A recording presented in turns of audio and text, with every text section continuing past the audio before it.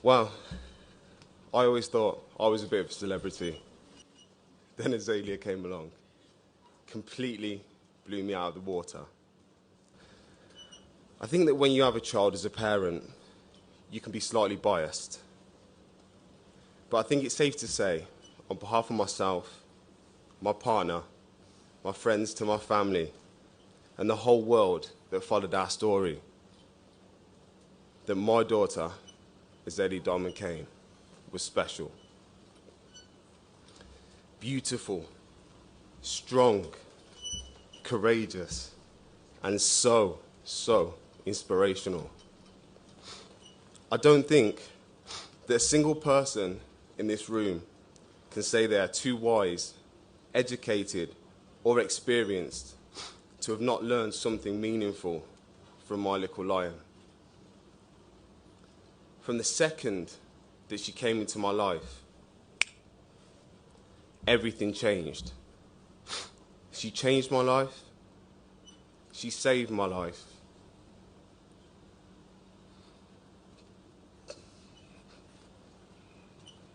And she made my life.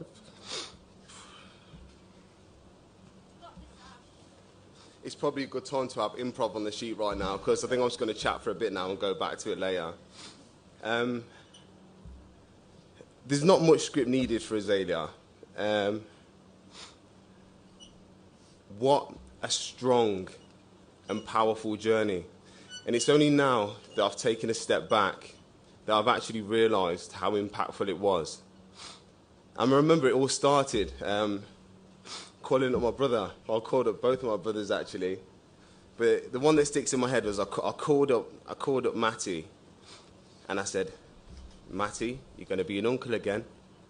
He went, "Do you know what, brother? So are you." And at that point, we were like, "What are you having?" Because general lads, don't you think, "We've got to have a boy, got to have a boy." And then when we both found out that we were having little girls, we couldn't be happier. Having a little girl like Azalea, I think, was a chance for me to really, really show the true, come on, the true person that I am. She allowed me to love. She allowed me to kiss, to snuggle, to dance. She allowed me to do everything that I've always wanted to do at its fullest capacity. I don't understand that, how after hearing that news and getting the most devastating news you could ever, I was going to say dream to think of, but really it's a nightmare to think of. I don't understand how you can get such devastating news and go through such a difficult time, but still have the best days of your life. It was incredible. There's so many things, but let's go into it. I miss kissing her lips. Even though I remember Safi used to say, "Leave her alone." I used to be like, "I can't," because I just used to kiss her and kiss her and kiss her. I miss smelling her head. I miss blowing raspberries on her belly. I miss putting her feet in my face and going, "Pooh!" Stinky feet. She used to love that. I miss dancing with her, something that we used to do every single day. I think the thing that I really miss the most is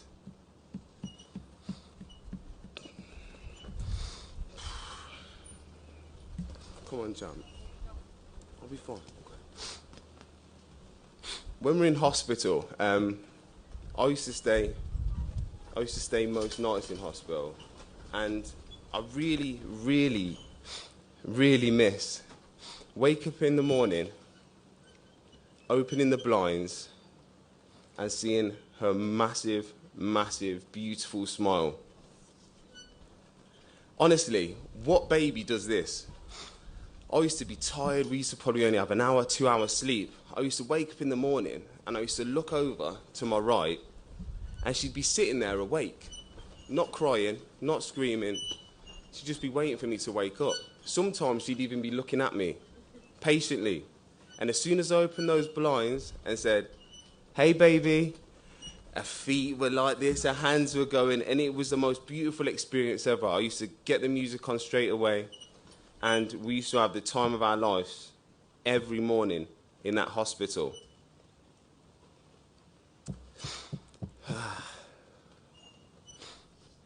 She was amazing, and no matter what she went through, she always had a smile on her face, and she always done it with grace, with beauty. One amazing thing I think about Azalea is that I think with all of us in this room, and even such a close, tight and strong family that we are, there's always that something between you. You may not even be able to put your finger on it. When Azalea came along, I think we all looked at ourselves, realised what we've got, seen what we should be appreciating, put aside everything that needed to be put aside, and came together as one. And I think, as a family, we are all better off because of Azalea. Back to this. I think during the time, I thought if that we stay strong, happy and positive, then she will be strong, happy and positive.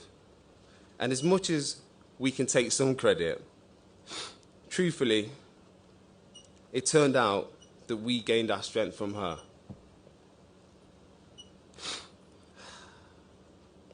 We smiled because she smiled. We were brave because she was so fearless. And we were strong because she was a true beacon of strength.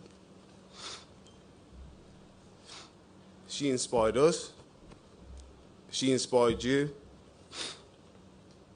And she inspired everyone that followed her journey. In the end, this little lion that we thought we needed to love and be strong for had enough love and strength embedded in her to fuel the entire world.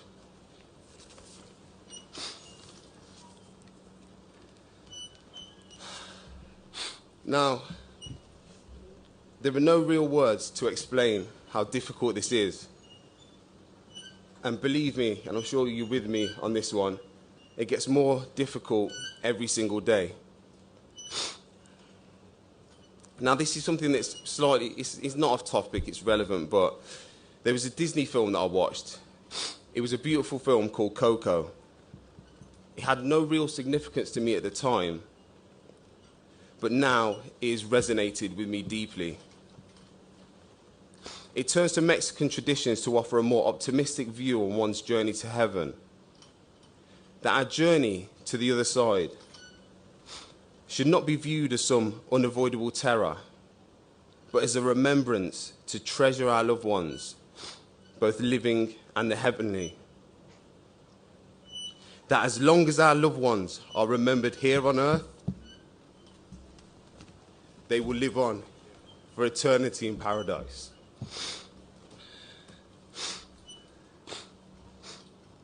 So that being said, I made a promise to my daughter and myself that I will make her name live on.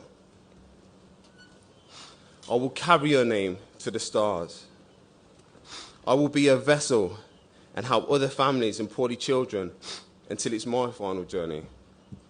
And then, hopefully then,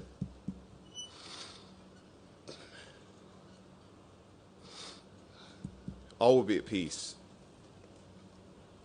And I will be happy. And as I will have earned my place in heaven, where I'll be with you, my baby, once again. To the top of every mountain, to the bottom of every valley, along every road, across every ocean, north to south, east to west, corner to corner, pillar to post. I'll take you there, baby. Let's go, champ. My champion, my world, my hero. Azalea Diamond Cain, I love you.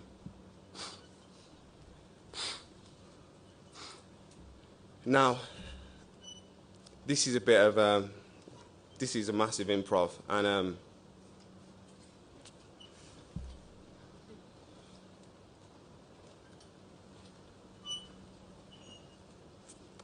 I don't want no music. I think a cappella is the best. No matter, like I said in the script, no matter how sad we were, Azalea always made us smile. So I think it's our turn to make Azalea smile as she watches down on us today from heaven. Now, there was one song for me personally and Sophia that we used to love singing to Azalea. A song that no matter how sad she was, no matter how upset, we used to sing this song and it would bring her enormous amounts of joy. Now, if you open up your book, there is the lyrics. It's not your typical song that you would expect here at a funeral, but for Azalea's day, it's the right song, and it's the song that she deserves. So, please excuse my voice. I'm going to go ahead with the first verse, and I'd love you to stand and join me for the chorus.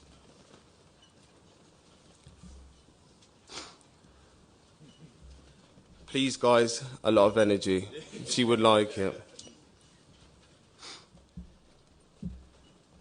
See, I'm the king of the swingazoo, the jungle VIP. I've reached the top, and now I've stopped, and that's what's bothering me. See, I want to be a man cub, and stroll right into town, and do things like those other men. I'm tired of monkeying around. So, ooby-doo, I want to be like you. I want to walk like you, talk like you too. You see it's true, an ape like me can learn to be human too. Thank you, thank you. We love you, Azalea. Let's go, champ. Thank you, everybody.